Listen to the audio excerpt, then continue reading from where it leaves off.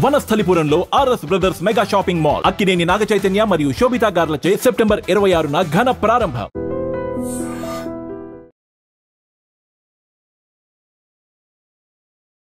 Hi hello నమస్తే, welcome to I dream media. నేను miss Ravi. మనతో పాటు ఇప్పుడు ఉన్నారు సర్టిఫైడ్ ఫైనాన్షియల్ ప్లానర్ రామచంద్రమూర్తి గారు. నమస్తే సార్. నమస్తే అండి.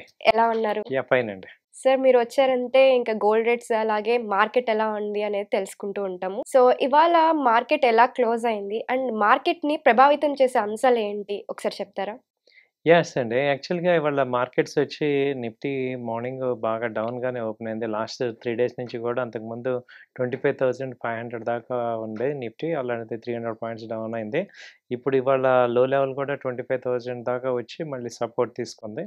సో మేజర్‌గా బ్యాంక్ నిఫ్టీ రికవర్ అవ్వడంతో ఈ యొక్క నిఫ్టీ కూడా ఫాల్ అవటం ఆగింది. సో బ్యాంక్ నిఫ్టీ కూడా 55,250 దాకా వచ్చి మళ్ళీ అప్ ట్రెండ్ వచ్చింది. సో 55,500 దగ్గర క్లోజ్ అయింది. సో ఈ 2 చూసుకుంటే అంతకుముందు మనం చూసుకుంటే మార్కెట్స్ అన్నీ కూడా కొంచెం ఒడిదుడుకులు వస్తున్నాయి. బట్ ఓవరాల్‌గా పాజిటివ్‌గానే ఉన్నాయన్నమాట. అప్ ట్రెండ్ అవుతుంది. సో దీనివల్ల ఏమవుతుందంటే మార్కెట్స్‌లో బాటమ్ అవుట్ అయింది. సో మెయిన్ స్టాక్స్ అన్నీ కూడా కొంచెం పెరుగుతున్నాయి. సో ఐటీ కంపెనీస్ బాగా డౌన్ అయినా కానీ మిగతా సెక్టర్స్ అన్నీ కూడా పాజిటివ్‌గా వస్తున్నాయి. ఓకే. ఐటీ సెక్టర్ డౌన్ అవ్వడానికి ఈ H1B వీసా $1,00,000 అవ్వడం అదేమన్నా ఎఫెక్ట్ పడిందంటారా? మేజర్‌గా అదే ఎఫెక్ట్ అయింది మేడం. ఇది ఐటీ కంపెనీస్ అన్నిటికి కూడా ఈ ట్రంప్ గారు అన్‌ఎక్స్‌పెక్టెడ్‌గా అనౌన్స్ చేయటం అనేది అదొక పెద్ద నైట్‌మేర్ లాగా అయింది. తర్వాత కొంత ఎక్స్‌ప్లనేషన్ ఇవ్వటంతో ఫాల్ ఆగింది. అప్పటికే డ్యామేజ్ అయితే విపరీతంగా జరిగింది.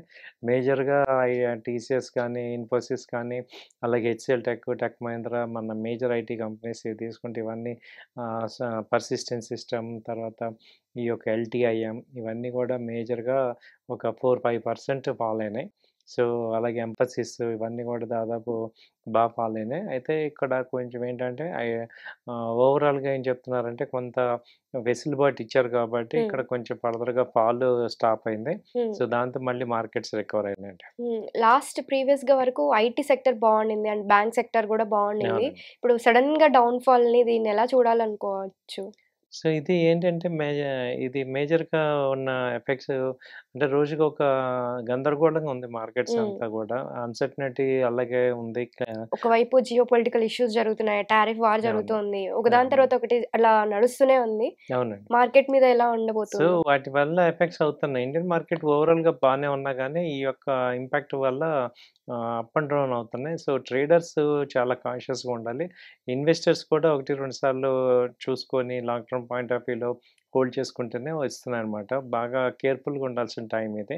సో ఓవర్ హెవీ పొజిషన్స్ తీసుకోవటం, ఓవర్ నెట్ పొజిషన్స్ తీసుకోవటం వల్ల బాగా ఇబ్బంది అవుతుంది. ఇప్పుడు ఎవరైనా కొత్తగా ఇన్వెస్ట్ చేయాలి అంటే ఇప్పటిదాకా ఇన్వెస్ట్ చేయని వాళ్ళు కొత్తగా స్టాక్ మార్కెట్‌కి రావాలనుకున్న వాళ్ళకి రావచ్చా? ఇది కరెక్ట్ టైమే అంటారా?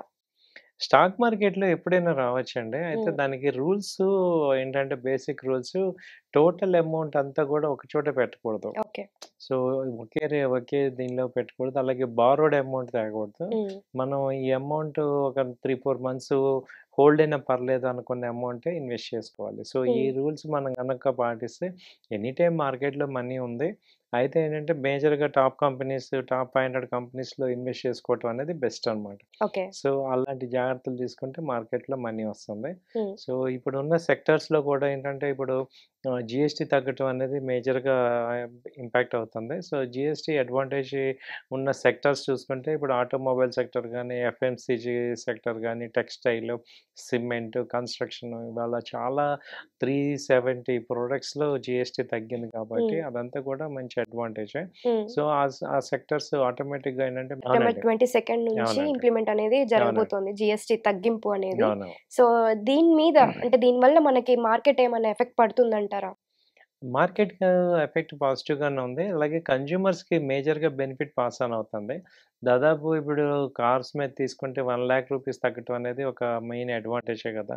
కాబట్టి అలా మేజర్ కంపెనీస్, మేజర్ ప్రొడక్ట్స్ అన్నీ కూడా తగ్గటం, ఈవెన్ పేస్ట్ నుంచి కూడా అన్నీ కూడా తగ్గటం అనేది మంచి అడ్వాంటేజే. సో జీఎస్టీ బెనిఫిట్ అనేది చాలా చాలా బెనిఫిట్ ఉంది. ఇప్పుడు 28% నుంచి ఇది 12%, 5% అలా వచ్చాయి కాబట్టి మంచి బెనిఫిట్‌లో ఉన్నాయన్నమాట. హ్మ్. ఇంకోవైపు ఇన్సూరెన్స్ మీద కూడా 0% చేసేసారు. అవునండి. దాన్ని ఎలా చూడాలి అనుకోవచ్చు? ఇన్సూరెన్స్ ఇంపార్టెన్స్ ఉంది. అందరం కూడా మనం అర్థం చేసుకోవాల్సింది ఏంటంటే, ఇన్సూరెన్స్ ఇంపార్టెంట్ ఉంది కాబట్టి, ఇన్సూరెన్స్‌లో మనం చూడాల్సిన పద్ధతి జీఎస్టీ తగ్గించడం అంటున్నారు. మొత్తం కంప్లీట్‌గా తీసేసారంటేనే మనకు అర్థం కావాల్సింది ఏంటి? దాని ఇంపార్టెన్స్ ఎంతుందని ఇంపార్టెన్స్ అర్థం చాలా చేసుకోవాలి. ఉంది. హ్మ్.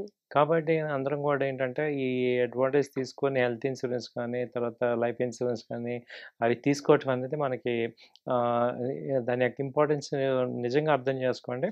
మనందరం కూడా ఇన్సూరెన్స్ తీసుకోవటం వల్ల మనకి మనం సెల్ఫ్ సస్టైన్ అవుతాం. రిస్క్‌ని కంట్రోల్ చేయగలుగుతాం. సో, హ్మ్. అలాంటి యాక్టివిటీస్ తీసుకోవటం వల్ల బెనిఫిట్ అవుతాం. సో, ఓవరాల్‌గా మార్కెట్ అయితే ఒక ముందుకి అలా ఎళ్తుంది అని అంటారు. అవునండి. ఇది చాలా వరకు ఏమవుతుందంటే ఇంకా మార్కెట్ ట్రెండ్ చూస్తుంటే ఎనీ మేజర్ ఇష్యూ డిస్కౌంట్ అయిపోతుంది. ట్రెండ్ అయితే కంటిన్యూ అవుతుంది. అయితే మేబీ కొన్ని స్టాక్స్ మీద ఎఫెక్ట్ అవ్వచ్చేమో గానీ ఓవరాల్‌గా కంపెనీస్ అన్నీ కూడా గ్రో అవుతాయి. హ్మ్. సో, ఈ యొక్క మ్యాటర్ ఏమవుతుందంటే ఇప్పుడు రాబోయే రోజుల్లో గూడా ఇప్పుడు చాలా ఎఫెక్ట్స్ వస్తుంటాయి.